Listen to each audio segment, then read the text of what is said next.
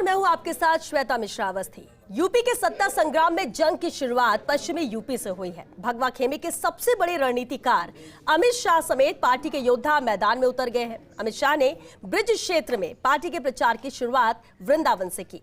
उन्होंने बांके बिहारी की भूमि से कार्यकर्ताओं में जोश भरा तो उन्होंने विरोधियों पर जमकर हमले किए। बीजेपी के स्टार प्रचारक सीएम योगी और रक्षा मंत्री राजनाथ सिंह ने भी एक एक धुरी संभाली। उधर कांग्रेस नेता राहुल गांधी ने पंजाब से चुनावी शंखनाद किया। यूपी समेत 5 राज्यों की गर्माहट से भरे चुनाव पर पेश है स्पेशल कार्यक्रम इलेक्शन एक्सप्रेस। नीति के चाणक्य अमित शाह ने वृंदावन से ब्रिज क्षेत्र में प्रचार की शुरुआत की। उन्होंने मोदी योगी सरकार की जुगलबंदी का जिक्र कर प्रदेश में बीजेपी के विकास की रूपरेखा दिखाई तो समाजवादी पार्टी की सरकार के कार्यकाल पर जमकर हमला किया।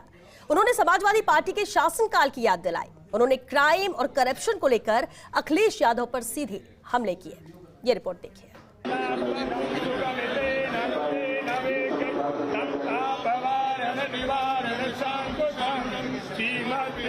ये तस्वीरें यूपी चुनाव में हिंदुत्व के मुद्दे का आधिकारिक आगाज हैं। ये तस्वीरें बता रही हैं कि वृंदावन की कुंज गलियों से अमित शाह यूपी को संदेश देने आए हैं कि काशी अयोध्या के बाद मथुरा की बारी है। अमित शाह ने बांके बिहारी मंदिर में पूजा अर्चना की तो दूर तक संदेश भी दिया। ये पश्चिमी यूपी में हिंदू आस्था को चुनाव से जोड़ने का प्रयोग है। ये मथुरा, वृंदावन, गोवर्धन न केवल उत्तर प्रदेश, देश भर के लोगों का श्रद्धा केंद्र है, क्योंकि यही क्षेत्र है जहां पर भगवान श्री कृष्ण ने श्री कृष्ण बनने की प्रक्रिया की शुरुआत करी। कान्हा को श्री कृष्ण बनाने वाला क्षेत्र यही है। कहीं पर भी जाते हैं, अगर मालूम पड़ जाएगा, आप देश में कहीं पर भी जाइए, मालूम पड़ जाएगा वृंदावन से आए हैं तो तुरंत बोलेंगे राधे राधे। यूपी के चुनाव में जाति का मुद्दा बड़ा है। अमित शाह अच्छी तरह जानते हैं कि अखिलेश यादव इस चुनाव को जाति आधारित कर देना चाहते हैं। ऐसे में उन्होंने सपा बसपा को जाति विशेष तक आइसोलेट करने का दांव चला। उन्होंने दोनों ही पार्टियों पर जाति विशेष को बढ़ावा देने का आरोप लगाया। उत्तर प्रदेश ने लंबे कालखंड तक सपा बसपा सपा बसपा सपा सपा बसपा सरकारें देखी। सपा आती थी, एक जाति का काम करती थी, बसपा आती थी, दूसरी जाति का काम करती थी। कभी भी उत्तर प्रदेश का संपूर्ण विकास का नक्शा किसी ने खींचा ही नहीं। ये तो नरेंद्र मोदी जी के प्रधानमंत्री बनने के बाद, योगी आदित्यनाथ के मुख्यमंत्री बनने के बाद सबका साथ, सबका विश्वास और सबका विकास का सूत्र है।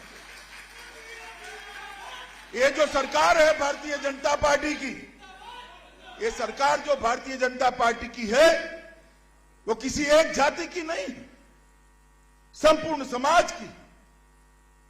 आपने 2017 में ही जातिवाद, परिवारवाद और तुष्टीकरण के आधार पर राज करने वाली पार्टियों को दरकिनार कर दिया। चुनावी मैदान में अमित शाह बेहद आक्रामक नजर आए।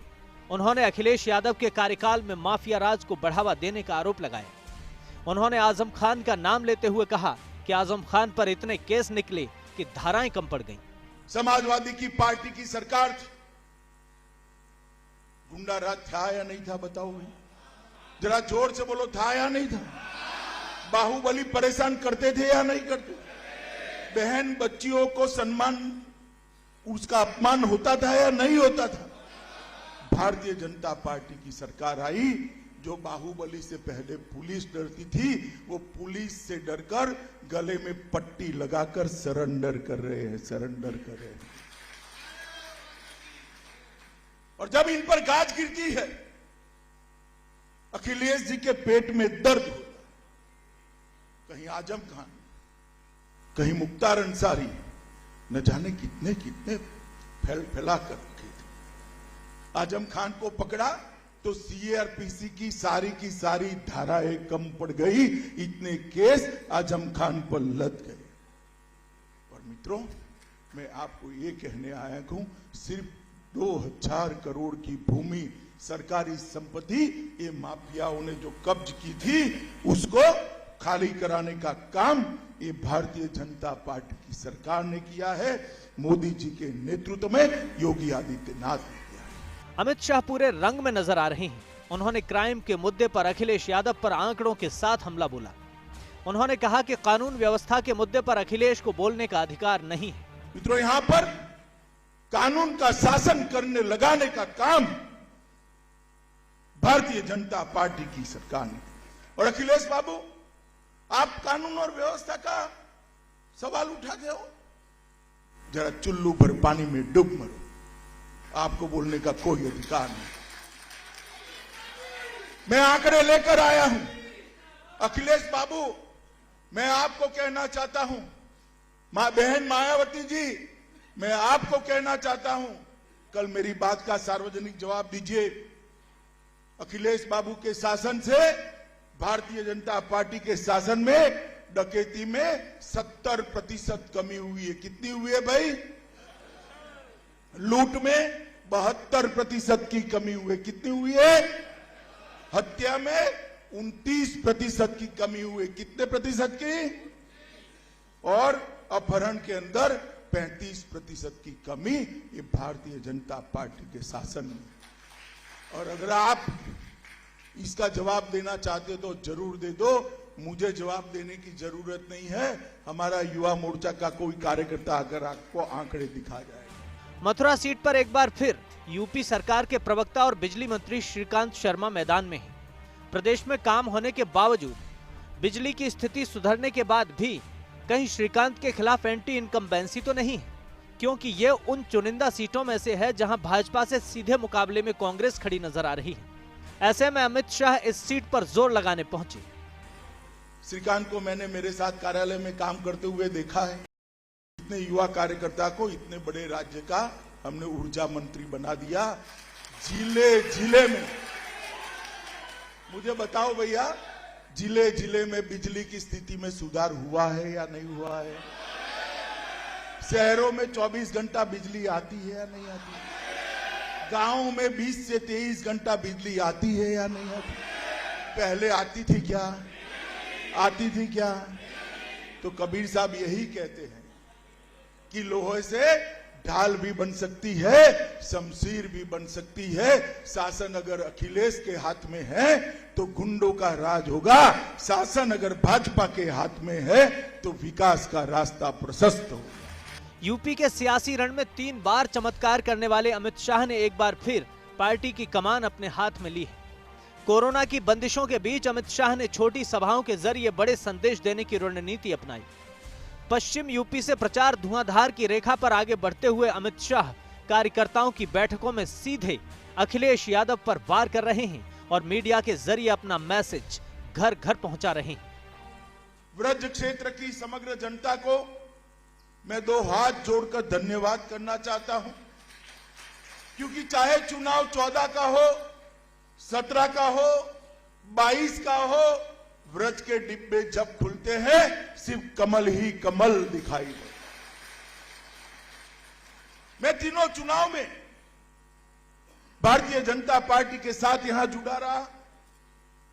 2013 में मैं यहां प्रभारी बनकर आया था। 14 में चुनाव हुआ। उत्तर प्रदेश ने मन खोलकर भोले शंकर की तरह मोदी जी की झोली वोटों से भर दी और पूर्ण बहुमत की सरकार। अमित शाह ने लोगों से यूपी इलेक्शन को भारत के भाग्य का चुनाव बताया। उन्होंने कहा कि मोदी और योगी दोनों की सरकार होगी तो यूपी के दोनों हाथों में लड्डू होंगे। और इस बार यूपी का जो चुनाव है, मैं आप सभी को कहना चाहता हूं, भाइयों बहनों, युवाओं, ये यूपी के चुनाव को विधायक का चुनाव मत समझिए, किसी को मंत्री मुख्यमंत्री बनने का चुनाव मत समझिए। उत्तर प्रदेश का चुनाव आने वाले देश में भाग्य का, भारत के भाग्य का निर्णय करने वाला चुनाव, क्योंकि देश के सबसे बड़ा सूबा है। 22 करोड़ से ज्यादा मतदाता अगर विकसित नहीं होता है प्रदेश, तो देश का विकास भी पिछड़ा रहेगा। और अब तो हमारे यहां कहते हैं, नैनिहाल में भोजन करने बैठो और मां परोसने वाली हो तो कोई दिक्कत आती है भाई खाने में? आती है? बताओ। अब यूपी का विकास करना है, आपने वोट भी दिए और मोदी जी भी उत्तर प्रदेश से जीतकर देश के प्रधानमंत्री बने हैं। यूपी वालों को तो दोनों हाथों में लड्डू है। जाहिर है कि यूपी चुनाव में भाजपा का जो लक्ष्य है उसे छूने के लिए अमित शाह जैसे चमत्कारी प्रचारक की जरूरत है। अमित शाह को चुनावी रणनीति का चाणक्य यूं ही नहीं कहा जाता। वे जहां प्रचार के लिए जाते हैं वहां के छोटे बड़े हर मुद्दे को छू लेते हैं। मथुरा में भी उन्होंने हिंदुत्व से लेकर धारा 370 तक को छुआ। उन्होंने मथुरा से समूचे ब्रज क्षेत्र के कार्यकर्ताओं में जोश भरा। भाजपा की रणनीति पहले और दूसरे चरण से ही चुनावी हवा बनाकर विरोधियों को उड़ा देने की है। Bureau report, first India news.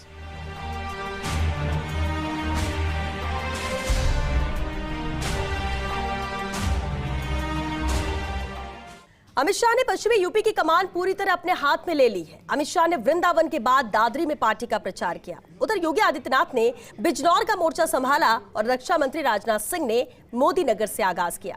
इन सभी नेताओं ने मोदी योगी की जोड़ी के नेतृत्व में यूपी के उज्जवल भविष्य का वादा किया तो विरोधियों पर हमले भी किए। उधर समाजवादी पार्टी के उम्मीदवार और आजम खान के बेटे अब्दुल्ला आजम ने अपना पर्चा भरा। ये रिपोर्ट भी देखिए।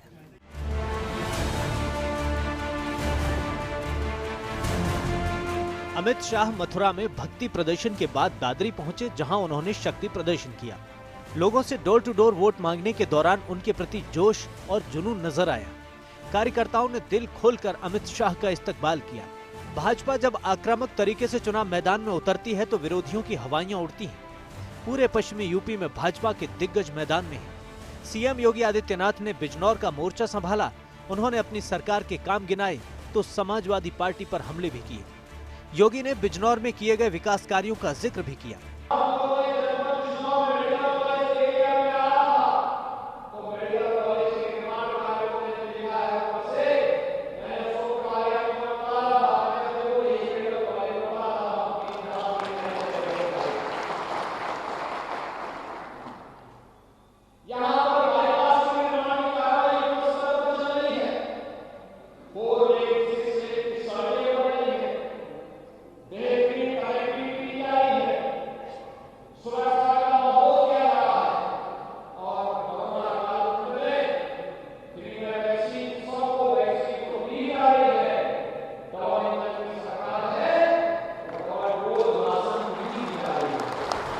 रक्षा मंत्री राजनाथ सिंह ने मुरादनगर का मोर्चा संभाला।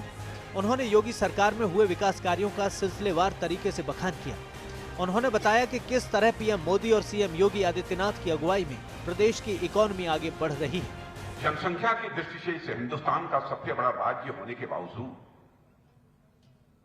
इसकी अर्थव्यवस्था का आकार इतना छोटा था कि हिंदुस्तान के कई राज्यों से पीछे था।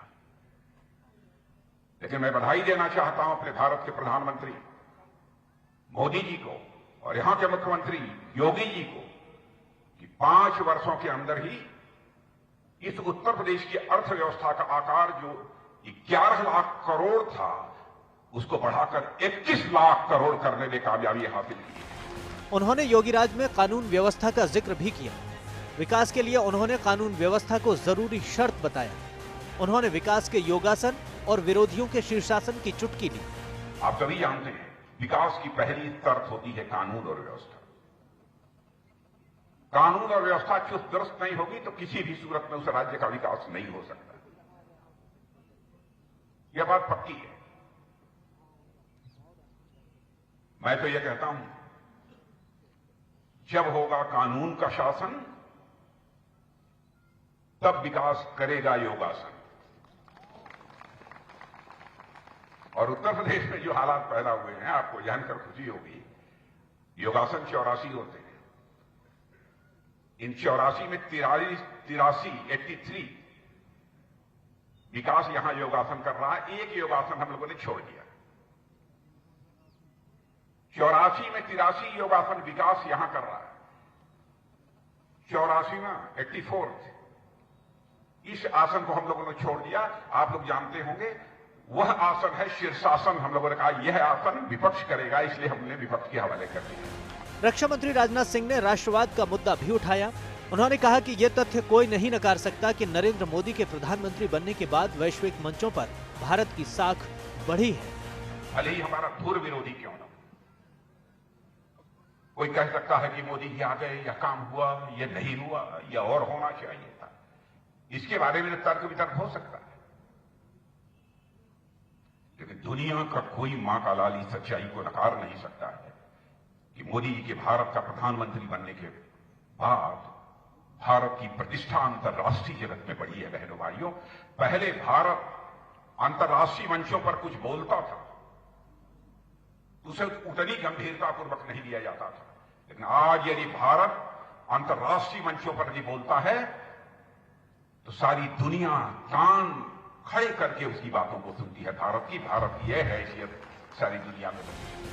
उधर स्वार सीट से आजम खान के बेटे अब्दुल्ला आजम ने नामांकन दाखिल किया। उन्होंने दावा किया कि सपा रामपुर की 500 सीटें जीतेगी और प्रदेश की 400 सीटों पर जीत दर्ज करेगी। नॉमिनेशन कराया है आज जी। बस एक शुरुआत है जी। अच्छा होगा, उम्मीद करिए अच्छा रहे सब। सर, बड़ी जिम्मेदारी आप पर है क्योंकि वालिद साहब तो आपके जिला जेल बंद हैं। ऐसे में सभी विधानसभाओं की जिम्मेदारी आप ही पर है। आप ऐसा क्यों सोचते हैं? आप ये दुआ क्यों नहीं करते हो विधानसभा से पहले आ जाएं, चुनाव से पहले? और अभी सभी प्रत्याशियों से बात हुई है तो सभी बता रहे हैं कि काफी हमें समर्थन मिल रहा है और अब्दुल्ला जी कैंपेन अच्छे से कर रहे हैं। चलिए, बहुत शुक्रिया। 500 सीटें समाजवादी पार्टी रिकॉर्ड वोट से जीतेगी रामपुर में, और उत्तर प्रदेश में 400। जो कार्रवाइयां आप पर हुई हैं, जो मुकदमे हुए हैं, उनका इम्पैक्ट मिलेगा या फिर जनता उन सब चीजों से? 10 मार्च को मैं और आप इस बात को देखेंगे। यूपी चुनाव में अब जोर आजमाइश का दौर चल रहा है। बीजेपी हमलावर है तो समाजवादी पार्टी भी जीत के दावे कर रही है। यूपी की जनता चुपचाप इस दिलचस्प मुकाबले को देख रही है और इंतजार कर रही है चुनाव की तारीखों का। Bureau report, first India news.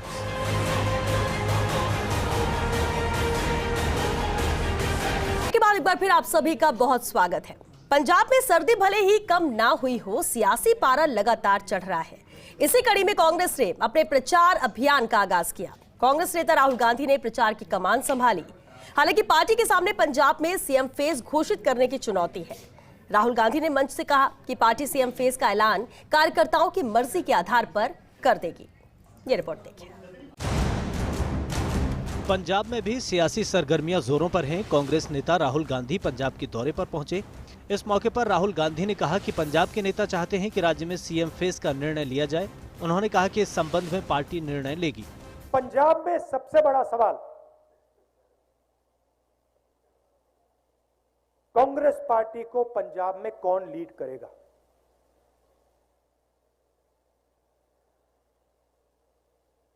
और दोनों ने मुझे आश्वासन दिया और मैं बहुत खुश हुआ कि देखिए, दो लोग तो लीड नहीं कर सकते, एक ही व्यक्ति लीड करेगा। और दोनों ने मुझे कहा जो भी लीड करेगा, कसम खा के दूसरा व्यक्ति अपना पूरा दम, अपनी पूरी शक्ति उसकी मदद करने में लगा देता। और मैं सुन रहा था,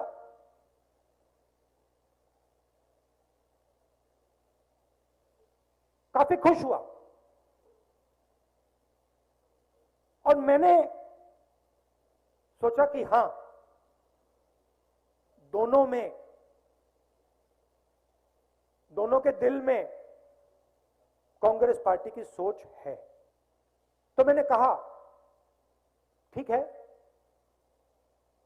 अगर कांग्रेस पार्टी चाहती है, क्योंकि आमतौर से हम ये नहीं करते हैं, मगर अगर कांग्रेस पार्टी चाहती है और कांग्रेस पार्टी का कार्यकर्ता चाहता है और पंजाब चाहता है, तो फिर हम चीफ मिनिस्टर का निर्णय आपके लिए ले लेंगे। कैसे लेंगे?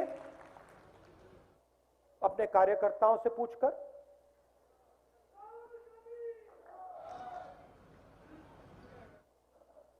अपने कार्यकर्ताओं से पूछकर और जो सही व्यक्ति होगा वो पंजाब को आगे ले जाएगा, और दूसरा व्यक्ति और दूसरे सब लोग मिलकर एक टीम जैसे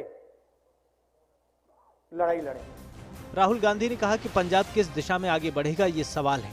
कांग्रेस के लिए पंजाब सिर्फ एक प्रदेश नहीं बल्कि विचारधारा है, पंजाब भाईचारा है। उन्होंने कहा कि पंजाब ने देश को इतना दिया है, पीएम भी दिए हैं। 10 वर्ष मनमोहन सिंह ने इस देश को रास्ता दिखाया। ये सिर्फ एक चुनाव नहीं है, ये पंजाब के भविष्य का सवाल है।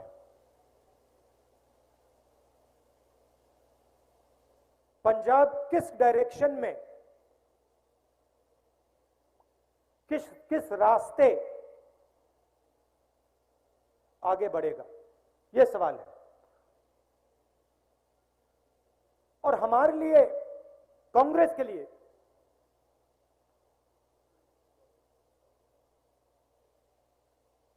पंजाब एक सिंबल है, एक चिन्ह है। ये हमारे लिए सिर्फ एक प्रदेश नहीं है, ये हमारे लिए एक विचारधारा है, एक सोच है। पंजाब भाईचारा है।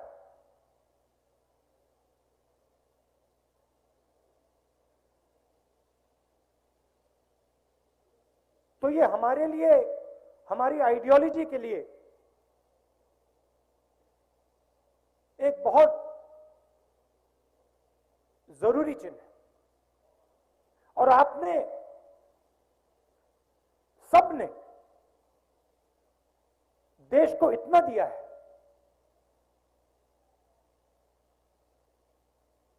प्रधानमंत्री जी दिया आपने, 10 साल मनमोहन सिंह जी ने इस देश को रास्ता दिखाया, वो आपकी देन है। और फिर से कहता हूं, मनमोहन सिंह जी सिर्फ एक व्यक्ति नहीं है, एक सोच है। असल में पंजाब में सीएम के फेस को लेकर तनातनी है। सीएम चन्नी और प्रदेश अध्यक्ष नवजोत सिंह सिद्धू के बीच सीएम पद को लेकर रेस चल रही है। राहुल गांधी के दौरे की अहमियत इसलिए भी बढ़ गई। उम्मीद जताई जा रही है कि पार्टी सीएम का फेस तय कर सकती है। रैली को संबोधित करते हुए पंजाब कांग्रेस के अध्यक्ष नवजोत सिंह सिद्धू आक्रामक नजर आए। उन्होंने राहुल गांधी से पूछा कि उन्हें ये बताना चाहिए कि पंजाब को कौन चलाएगा। उनका इशारा पार्टी के सीएम फेस की तरफ था। अगली सरकार बनाने के लिए लड़ रहे हैं महाराज, और अगली सरकार बनाने लिए नीहां च भी चिंडदियो नवजोत सिंह सिद्धू जे उफ कर गया, लेकिन निर्णय लैण की ताकत दईओ, भावें कोई निर्णय होए, बस दर्शनी घोड़ा ना बना दियो, बाकी सब ठीक है। बोले सो निहाल, जय कराए वीर बजरंगी। सीएम चरणजीत सिंह चन्नी ने रैली को संबोधित करते हुए कहा कि गरीब परिवार से मुझे सीएम बनाया, मुझे इससे ज्यादा क्या चाहिए। उन्होंने कहा कि 3 महीने मिले, न उन्होंने किसी को सोने दिया न खुद सोए। जनहित के लिए उन्होंने कई काम किए। चन्नी ने कहा कि राहुल गांधी को सीएम फेस बता देना चाहिए। पर तुसी बड़े हो, मैं थानू बेनती कर रहा राहुल गांधी जी, मेरा तो प्याला ही बहुत छोटा है, तुसी बहुत कुछ पहले ही इहदे च पाता है। मेरे बाप दादे कदे एमएलए नहीं रहे, मंत्री नहीं रहे। मैनू इन्हां अहुदियां वास्ते अपने पंजाब दा नुकसान नहीं करा सकदा, मैं अपनी पार्टी दा नुकसान नहीं करा सकदा। मैनू किसी अहुदे दी लोड़ नहीं, किसी नू मुख्यमंत्री बनाओ, एक जाने नू चुन दो। चरणजीत चन्नी सब तो पहला मूरे होके कन्वेंसिंग करेगा, जिहदा भी तुसी नाम रखोगे। इससे पहले राहुल गांधी ने पार्टी उम्मीदवारों के साथ स्वर्ण मंदिर में मत्था टेका। स्वर्ण मंदिर में प्रार्थना करने के बाद राहुल गांधी ने पार्टी उम्मीदवारों के साथ लंगर का प्रसाद खाया।